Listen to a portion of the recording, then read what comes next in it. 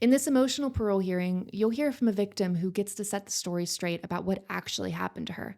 Let's listen in. It was disturbing to hear you say you were in a relationship with an 11 to 12-year-old girl. You had said that you were having a consensual relationship with the victim and that she was not a virgin. It was just a relationship. What do you say to that now? Now that you are a sex offender treatment facilitator, what do you say to that now? Did she just say that he's a sex offender treatment facilitator, as in he is giving these classes? He's the words of wisdom? Yes. Oh, my. Well, I mean, it was my fault, truly. I mean, everything it's my fault. She had nothing, wasn't her fault at all. She had nothing to do with that. And I see that now, especially since I've gone through all the classes. And the main thing is, since I give my life to God, and I did the experience in God. That was one of the best things I ever done. And God showed me a lot of stuff about myself that needed to be changed, and He showed me how that I could change it. He gave me the tools through His Word and the strength to be able to do that. And then the sex offense class helped a lot. I mean, a whole lot. And like the risk factors and all that, they're good in telling you where you're at. But to me personally, the main thing that helps you the very most is the ROCO scale. Because if you really, really, truly don't want to be a defender again, whenever you go out there on the street, do the ROCO scale, it shows you at any moment what risk you are, whether you're in high, moderate risk, low risk, or high risk and stuff. And so, you as an individual, you know your triggers. You know what things is bad for you or not, and so then you know not to be there. If you're in like if you're getting close to a high risk zone, you don't need to be there. If you're in a moderate risk, the best one to be in is in a low. He's basically putting himself up against a scale and saying he'll know the triggers, the risk level, and that he can just put himself out of the situation. So, not that he's not dangerous, but that he can identify when he is. And pedophiles ultimately they can't change. They're always going to have that issue. So this is the right answer, which is I'm always going to be dangerous, but I've learned the tools to control that danger. I've never heard of it working in real time where he knows if he's always a danger in the situation and stay out of it. So and he didn't say that name very clearly. So I don't know if he's made this up or something. I mean, he's a facilitator. Maybe he's created the new. Oh, you might be right. He may have come up with this entire. I don't know if any of y'all were on the board 5 years ago, but I'm a victim of sexual, physical, mental, and emotional abuse by Jerry. This abuse began as early as 3 years old.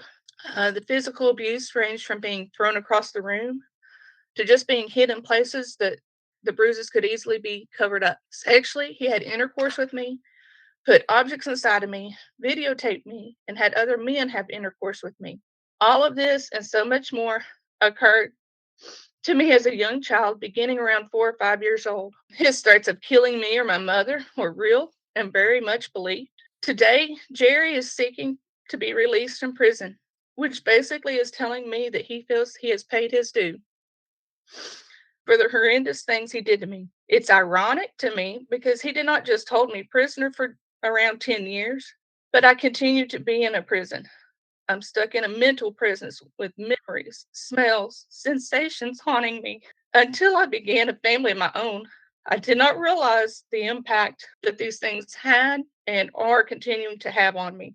I've had to start seeking counseling again to deal with my anger and feelings of inadequacy, and even how to deal with my own emotions. I'm currently under the care of a neurologist and cardiologist to help with daily migraines, sleepless nights, passing out, irregular heart rhythms, all things that are a result from this prison he sent me to. The prison I will be incarcerated in not for 25 or even 40 years, but for the rest of my life. Jerry, as I said 5 years ago, I have forgiven you, but you still have a price to pay. You talk about me, the things you did to me. You've not mentioned once what you did to your own son and daughter. Board members, I hope you're able to read back over my testimony from 5 years ago, since I did go into more detail then than I am today. As I said then, I'll say now.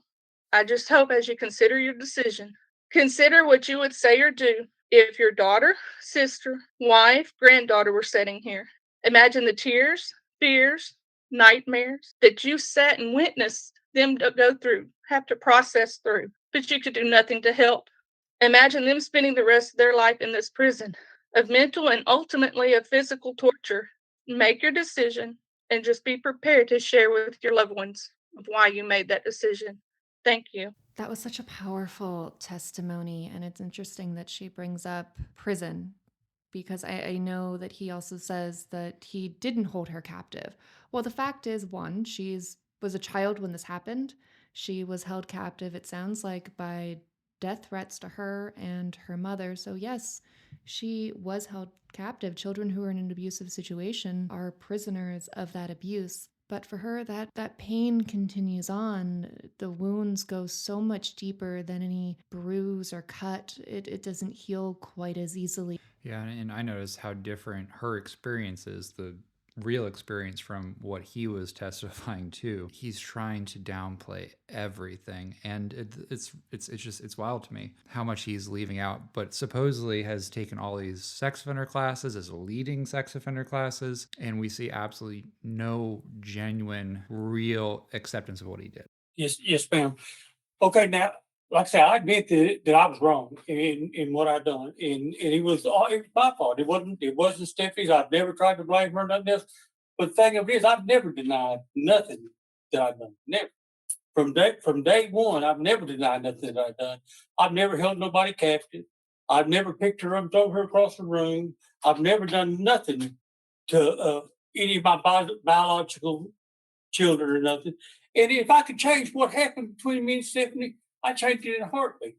I pray every day that God would touch her and give her peace and happiness in her life and heal her for the pain and stuff that I caused her. Because I know she didn't deserve to go through the things that I put her through of the sexual relationship that we had.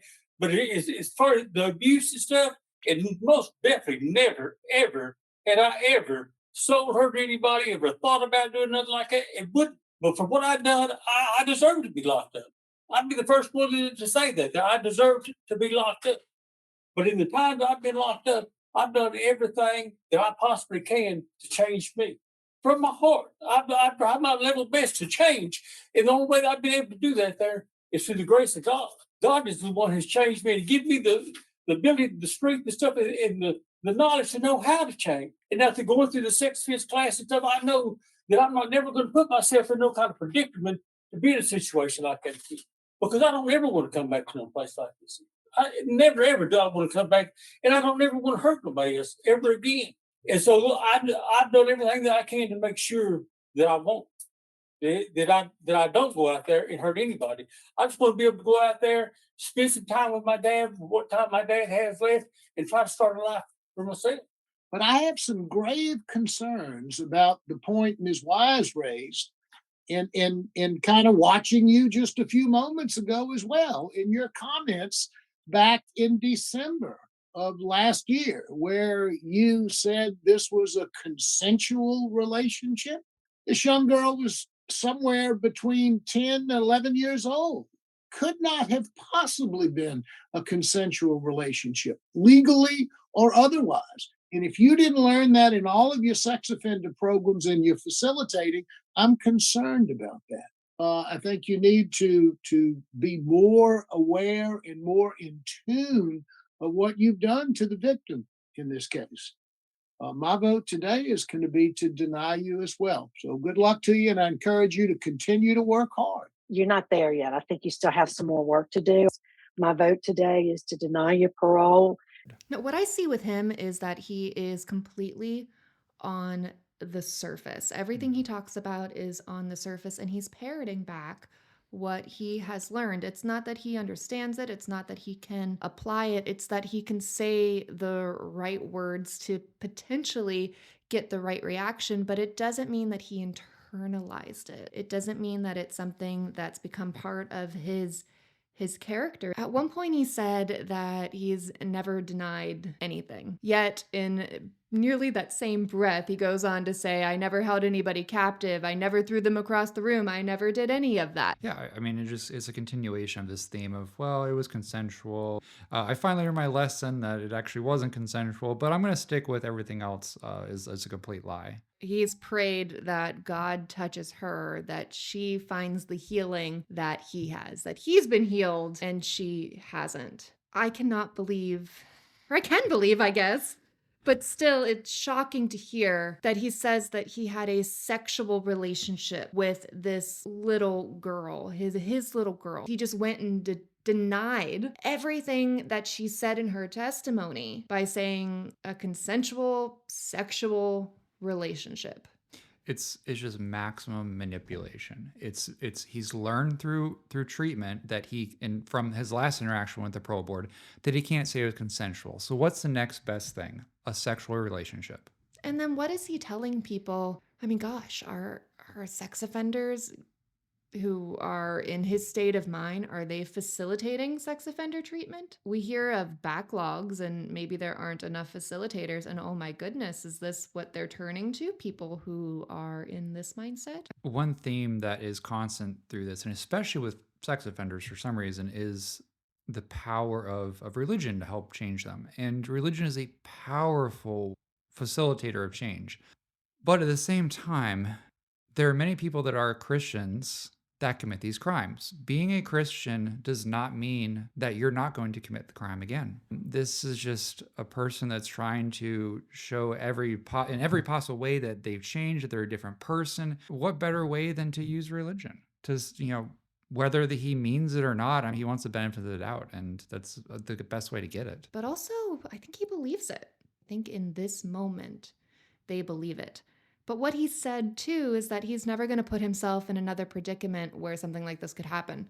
Okay, so is he never going to be around another child? Is he like what does that necessarily mean? Because what predicament was he in that made him essentially do this? What was that specific setting that pushed this? Because it sounds like it was really his daily existence. He also said that the reason he doesn't want to do this again is that he doesn't want to end up back in prison, essentially. He says he doesn't want to hurt anybody, but he didn't just hurt anybody, he hurt her. Yeah. He's removed himself, or removing not himself, but her from this entire situation. And again, minimizing his involvement, minimizing the crime, but minimizing his victim. Good call on this one. I think this one's pretty clear. This person is dangerous. He is a predator, and he needs to serve that entire sentence. Oh, yes. And I'm really glad that this is the call that they made. I really have to commend the board here. He said all the right things and really hit the points. And to say I was appreciating it. Yeah. Fortunately, they saw through it.